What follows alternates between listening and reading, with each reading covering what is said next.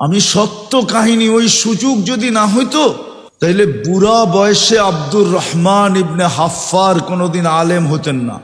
সিরিয়ার একজন প্রবীণ আলেম আছে, ইতিহাসের পাতায় যার নাম লেখা আছে যে বৃদ্ধ বয়সে আলেম হয়েছেন, বৃদ্ধ বয়সে। কিন্তু বংশগতভাবে পেশা ছিল কবর খোদাই করা। কি? কবর খোদাই করা। খুনে বৃদ্ধ বয়সে মাদ্রাসায় গেছে দামেস্কের। জিজ্ঞাসা করছে, এই বয়সে তুমি কি পড়বা? বলছে, আমি যে যা দেখা আসছি পড়বই পড়বো। বলছে, কি দেখা আসছো? বলছে, আমি কবর খোদাই করতে যে 2টা কবরের দৃশ্য নিজের চোখে দেখা আসছি, এই জন্য আমি ছুটা চলে আসছি, আমি আলেম হব। আমি পুরাটা বলতেছি না, সময়ও কম। কাহিনী শোনার পরে মাদ্রাসাওয়ালারা বাধ্য হয়েছে তাকে ভর্তি নিতে। সে বুড়া বয়সে আলেম হয়েছে এবং যুগ শ্রেষ্ঠ আলেম। ইতিহাসের পাতায় যদি না থাকতো তাহলে আমি এটা খুঁজা বাহির করার সুযোগ ছিল না। আমি নাম সহ বলতেছি, ওনার নাম ছিল আব্দুর রহমান হাফফার। আরবিতে হাফফার বলে কবর খোদককে। উনি কবর খোদাই করতেন। একজন ছিল আলেমের কবর, আর একজন ছিল আলেমের সহযোগীর কবর, যে আলেমকে সহযোগিতা করছে। 2 জনের কবরের দৃশ্য দেখছে। হ্যাঁ, এই সুযোগ আল্লাহ এই উম্মতকে দিছেন। একটা হাদিস বলি, বুঝে আসবে কিনা জানি না।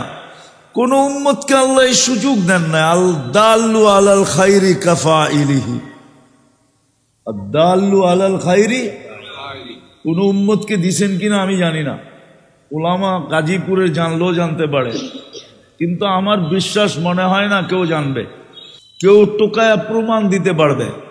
কিন্তু এই উম্মত তো ভালোর দিকে রাস্তা দেখাইলে যে ভালো কাজ করলো তার রাস্তা দেখানোর কারণে সম পরিমাণ সওয়াব সে পাবে।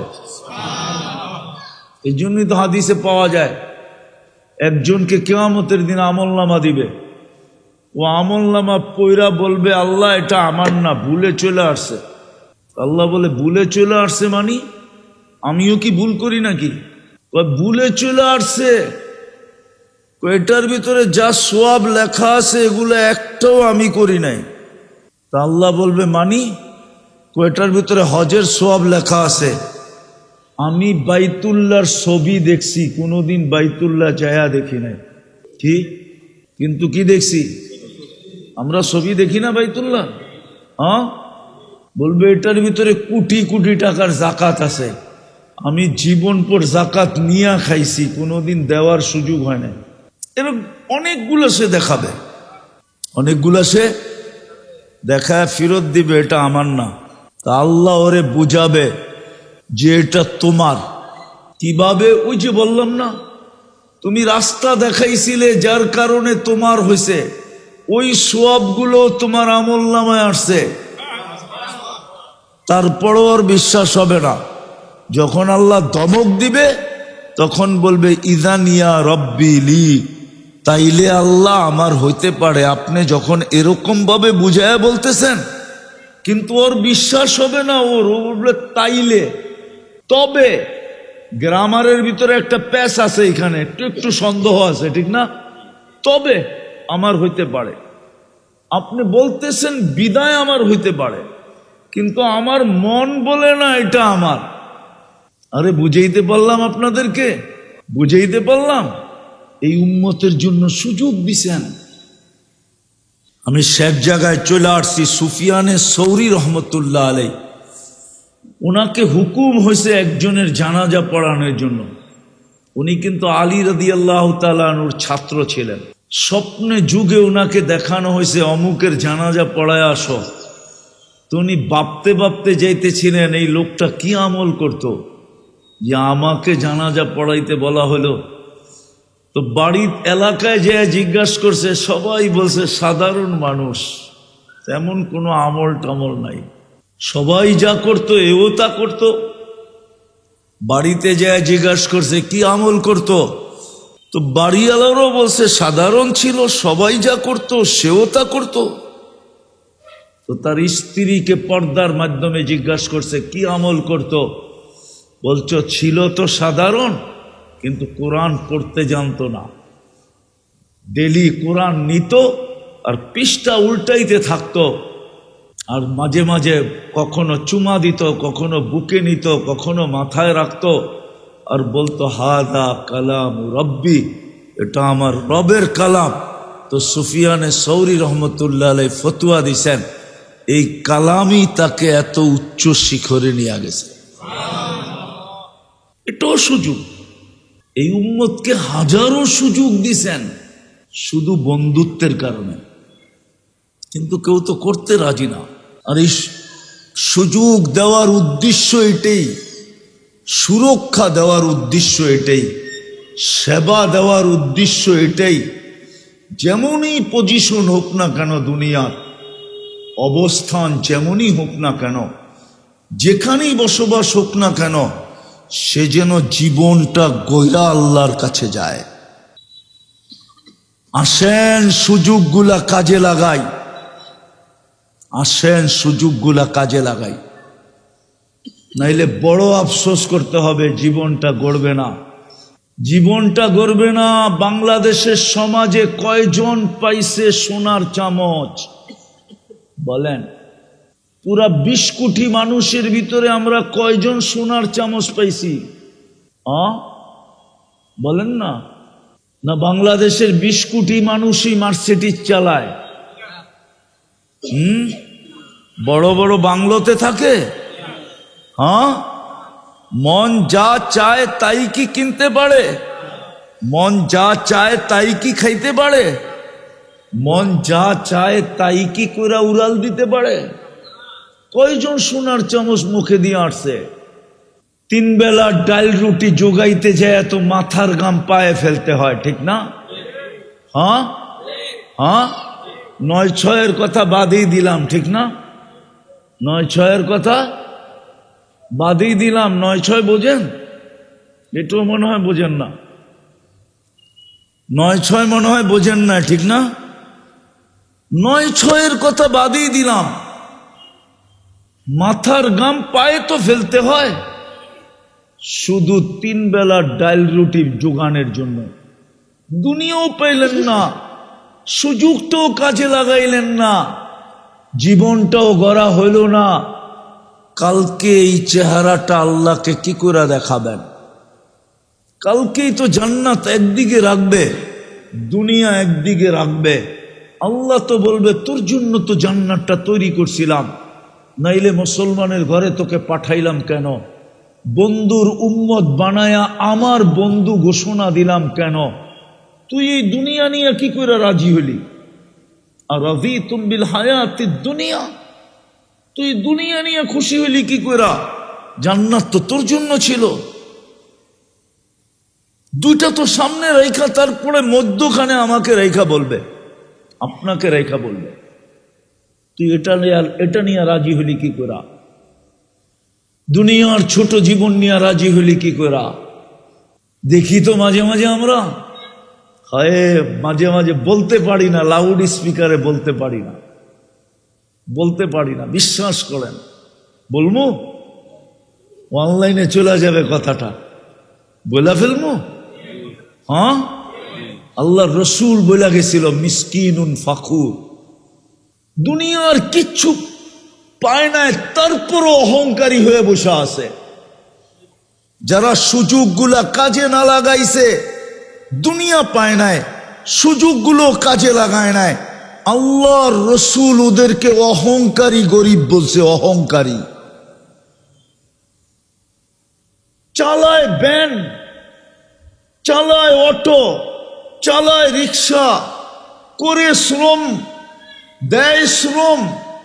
সুযোগটা একটু কাজে লাগাইলি কিন্তু জান্নাত হয়ে যেত, কিন্তু তারপরও অহংকার নিয়ে চলে। এটার নামই অহংকার।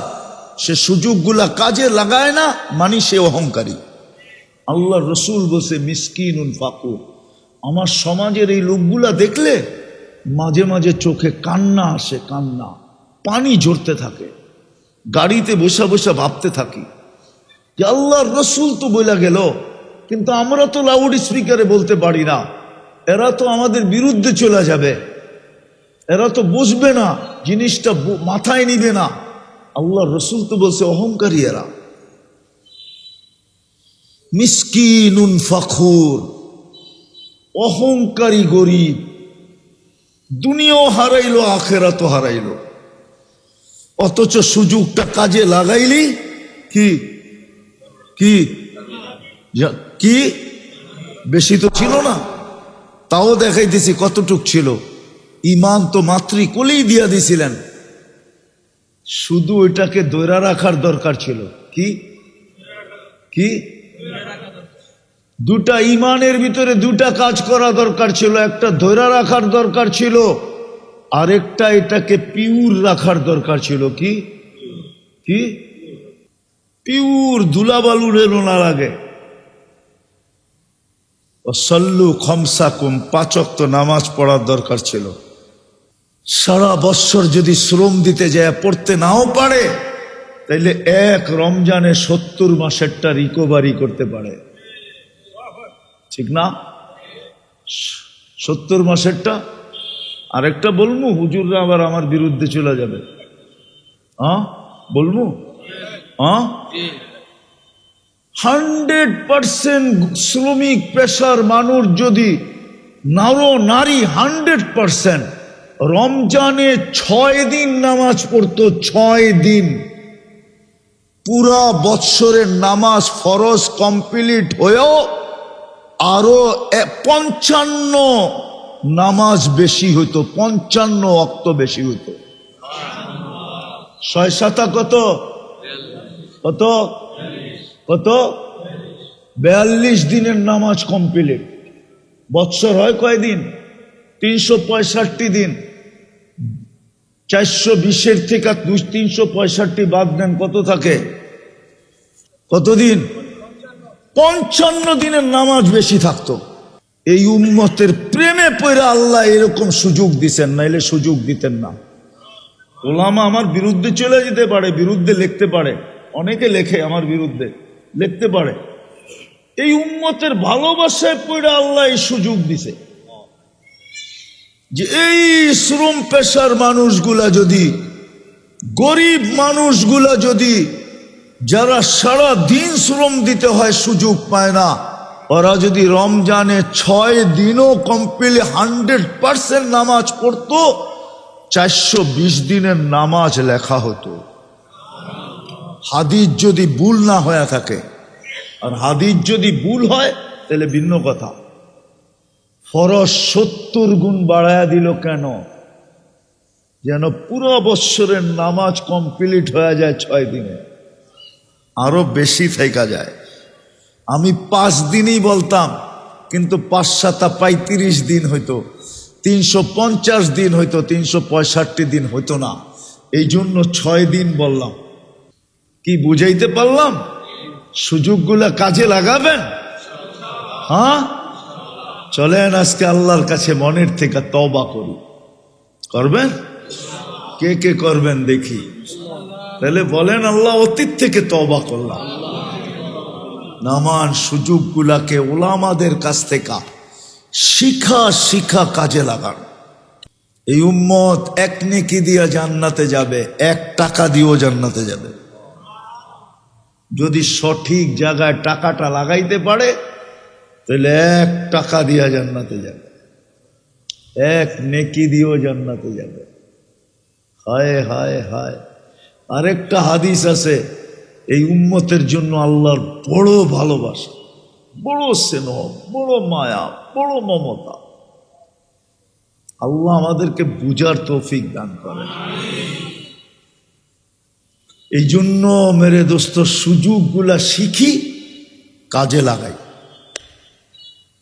আমাদের সন্তানও আমাদের জন্য বড় সুযোগ। আমাকে আল্লাহ 1 টাকা দিছেন, এটাও বড় সুযোগ। আমি আইসা মাদ্রাসাটার খবর নিতেছিলাম, বড় জীর্ণ শীর্ণ দেখতেছি, যদিও ভাড়ায় চলতেছে।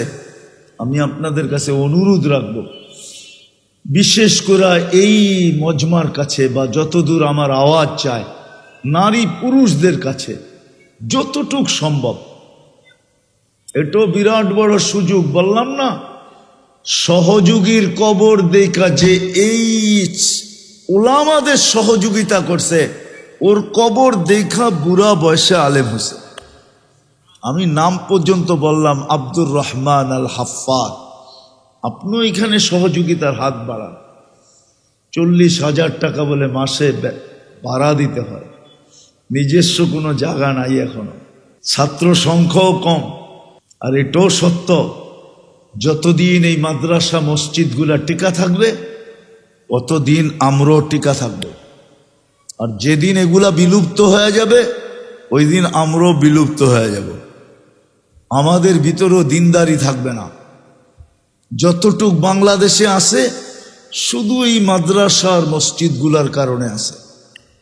এগুলা যদি না থাকতো তাহলে এটুকু থাকতো না, আমরাও স্রোতে ভেসে যেতাম। বিদায় এগুলাকে টিকায় রাখা আমাদের নৈতিক দায়িত্ব। নৈতিক দায়িত্ব, এই জন্যই বাংলাদেশ বিপর্যয়ের থেকে বেঁচে আছে। আমি তো আগের থেকেই বলতেছি যে বাংলাদেশে 3 কারণে বিপর্যয়ের থেকে বেঁচে আছে, নাহলে বাংলাদেশ বহুত আগে বিপর্যয় হতো।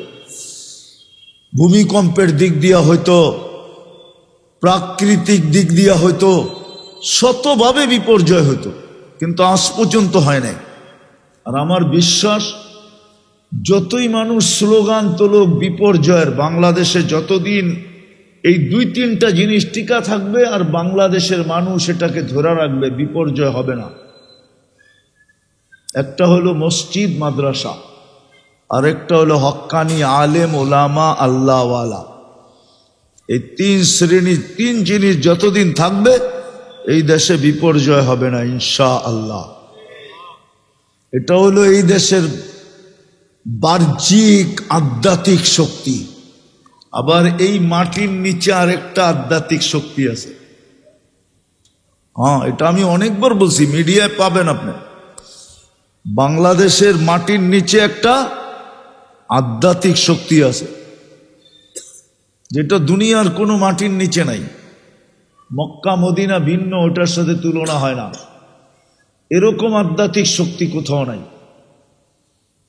আল্লাহর রসুল হিজরত করেন নাই, সর্বপ্রথম 4 সাহাবী আসছিলেন বাংলাদেশে, 2 জনের কবর এই মাটির নিচে আছে। ইতিহাস বলে ইতিহাস, এত বড় প্রথম যুগের আল্লাহর রসুল হিজরত করেন নাই, এত লম্বা কুরবানির আধ্যাত্মিক শক্তি এই মাটির নিচে লুকানো আছে। এই জন্য আমি বলি, এই মাটি নিয়ে বিপর্যয় হয় না। কেউ যদি এই মাটি নিয়ে খেলতে চায় তো মাটি বেশি দিন ওকে খেলতে দেয় না, কখনো না কখনো ওকে আউট করেই করে। এটাই মাটির আধ্যাত্মিক শক্তি। আপনি জানেন না আপনার দেশের ইতিহাস? আমি ইতিহাসের পাতা থেকে বলতেছি, আরো বলতে পারি, কিন্তু ওলামারা মানবে কিনা এটাই হচ্ছে প্রশ্ন। এই মাটির আধ্যাত্মিক শক্তি হলো এটা। একজনের নাম কাসেম ইবনে হুযাইফা, আরেকজনের নাম উরওয়া ইবনে সা। এই 2 সাহাবীর কবর এই মাটির নিচে আছে। আল্লাহ আমাদেরকে আমল করার তৌফিক দান করেন। করবেন সহযোগিতা আপনারা? হ্যাঁ, পাক্কা? আমি চান্দা করব না, কেন ছাগল দিয়ে হাল চাষ হয় না, চান্দার জন্য লোক আলাদা লাগে। কিন্তু আমি এতটুকু আপনাদেরকে বলবো, সামান্য হলেও হাত বাড়ায়া দিয়েন, ঠিক না? সামনে রমজান আসতেছে না, বলে তো দিলাম। আপনারা সহযোগিতা করার জন্য ইনশাআল্লাহ হাত বাড়ায়েন। ময়দানে করা হবে না, পরে আপনি সুযোগ মতো আপনি আইসেন। সামনে রমজানও আসতেছে, বিরাট বড় সুযোগ আছে। আল্লাহ আমাদেরকে আমল করার তৌফিক দান করেন। দোয়া, লাকাল হামদ কামা ইয়ানবাগি লিজালালি ওয়াজহিকা ওয়া আযীমি সুলতানি। আল্লাহ বলার পর্ব ছিল শেষ, শোনার পর্ব শেষ, ভিক্ষার পর্ব চলতেছে। বেশি কিছু চাবো না মালিক, আজকের আয়োজনটা যেন কবুল হয়, আয়োজকরা যেন কবুল হয়, এই মাদ্রাসাটা যেন কবুল হয়, এর ওস্তাদ ছাত্র যেন কবুল হয়, এর প্রতিষ্ঠাতা যেন কবুল হয়। আল্লাহ কবুলিয়াত চাই, আর কিচ্ছু চাই না। কবুলিয়াত হয়ে গেলে বাকি সব কিছু হয়ে যাবে কুদরত দ্বারা। এটাই আপনার সুন্নত। কবুল আগে হইতে হয়, নাইলে ওটা হয় না। ওটাকে আপনি সাজায়া দেন না। প্রমাণ হিসাবে এক ফোঁটা পানি যদি কবুল না হইতো, তাহলে সৃষ্টির সেরা, সৃষ্টির ভিতরে শ্রেষ্ঠত্বের মুকুট নিয়ে মাথায় কোনোদিন জমিনে কোনোদিন পা রাখার সুযোগ আমাদের হতো না। এক ফোঁটা পানি কবুল বিদায় আমরা সৃষ্টির সেরা হিসাবে জমিনে পা রাখতে পারছি। বিদায় আপনার কাছেও আমি কবুলিয়াত চাবো, এই মাদ্রাসার কবুলিয়াত চাবো, ওস্তাদ ছাত্রদের কবুলিয়াত চাবো। আল্লাহ কবুল করলে জাগাও হয়ে যাবে, কবুল করলে সব কিছু হয়ে যাবে। এটাই আমরা শুনে আসতেছি। কবুলিয়াত শর্ত, কবুলিয়াত হলেই হয়ে যাবে। এই এলাকার মাটিটাকে কবুল করেন, মানুষগুলাকে কবুল করেন, শ্রোতাদেরকে কবুল করেন। যা চাইলাম তাও দেন, যা চাইতে পারলাম না তাও দেন, তাও কবুল করেন। যার যে পেরেশানি আছে দূর করে দেন, প্রয়োজন আছে মেটায়া দেন, অসুস্থ আছে শেফায়ে কামেলা আজেলা দায়েমা মুস্তামেররা নসিব করেন। আল্লাহ আমাদের আত্মীয় স্বজন, মা বাবা, ভাই বোন দুনিয়ার যেখানেই শুয়া থাকুক না কেন, উম্মতে মোহাম্মদী যেখানেই শায়িত থাকুক না কেন, জিন হোক আর ইনসান হোক না কেন, সবাইকে আপনি মাফ করে দেন। আল্লাহ সামনে রোজা আসতেছে, এই রোজাটাকে ঐতিহাসিক রোজা হিসাবে পালন করার তৌফিক দান করেন।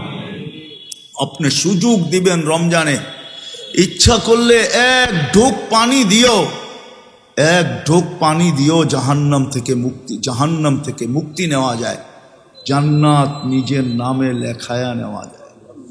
আমাদেরকে ঠিক এরকমই রমজানটা উদযাপন করার তৌফিক নসিব করেন। এই সুযোগটাকে, এক মাসের সুযোগটাকে আমাদের পক্ষে কাজে লাগানোর তৌফিক নসিব করেন। আমাদেরকে ওই হতবাগাদের অন্তর্ভুক্ত করেন না যারা রমজান পাইল কিন্তু মাগফিরাত পাইল না। ওই হতবাগাদের অন্তর্ভুক্ত আমাদেরকে করেন না, ওই হতবাগাদের অন্তর্ভুক্ত আমাদেরকে করেন না যারা রমজান পাইল কিন্তু সুযোগটাকে কাজে লাগাইল না। আল্লাহ আপনি আমাদের দোয়াকে কবুল করেন, আমাদের দেশটাকে হেফাজত করেন। আল্লাহ আপনি ভালো জানেন কার হাতে গেলে এই লাল সবুজের পরিধিটা সুরক্ষিত থাকবে। আল্লাহ আমি কারো পক্ষ নিয়ে বলতেছি না, আপনার এলেমের ভিতরে যাদের হাতে গেলে লাল সবুজের পরিধিটা সুরক্ষিত থাকবে, মানুষের মঙ্গল হবে, ওদের হাতেই এই মাটিটা উঠায়া দিয়া দিন, ওদের হাতেই মাটিটা উঠায়া দিয়া দিন, দিনকে জয় যুক্ত করে দিয়া। যা চাইলাম তাও দেন, যা চাইতে পারলাম না তাও দেন। ওয়াসাল্লাল্লাহু তাআলা আলা খায়রি খালকি মুহাম্মাদি ওয়া আলিহি ওয়া সাহবিহি আজমাইন বিরহমাতিকা ইয়া আরহামার রাহিমিন।